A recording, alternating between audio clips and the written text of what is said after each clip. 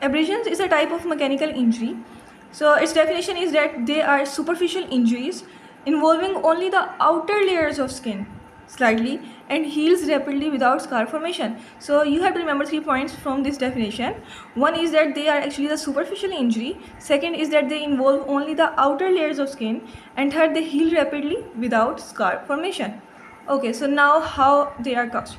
So they are actually caused by friction or pressure between some rough object and the skin.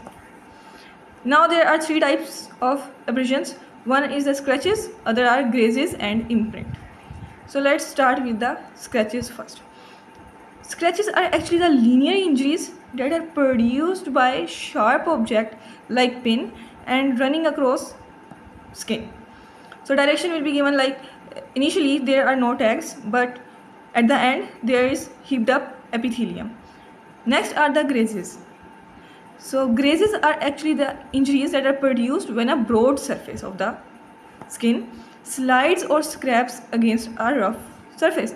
So here the point to be noted is that a broad surface of skin is coming in contact with the rough surface, whereas in case of scratches, a sharp object is running across the skin. Here the border is serrated initially and heaped up epithelium is found at the end. Next are the imprint. So what are imprints? These are injuries that are produced as a result of direct impact or pressure of a contact with the same object, with which crushing the cuticle, which actually produces a reproduction of its shape and surface marking upon the skin, like the marks of hanging, biting, beating, etc. Next, age of abrasion.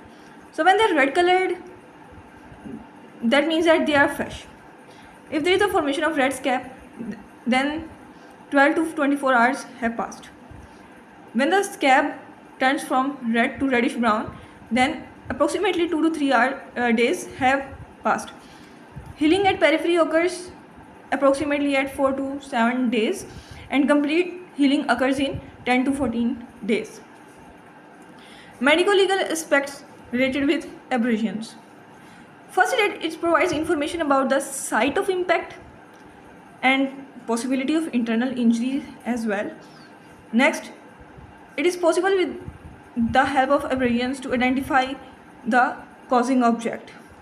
Like if there are scratches, then it means that some pointed object has caused them, and if they have serrated border, then mean that a rough object is come in contact with the skin and a broad surface of skin is involved.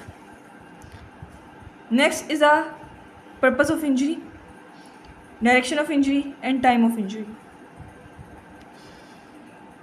So here is actually the difference between antemortem abrasions and postmortem abrasions.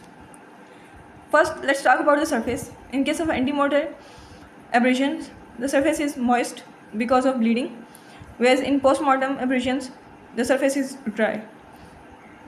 In antemortem abrasions, no actually scab formation occurs, whereas in postmortem abrasions, no scab formation occurs. Margins of antemortem abrasions are blurred, whereas that of postmortem abrasions are sharply defined. So that's all about abrasions.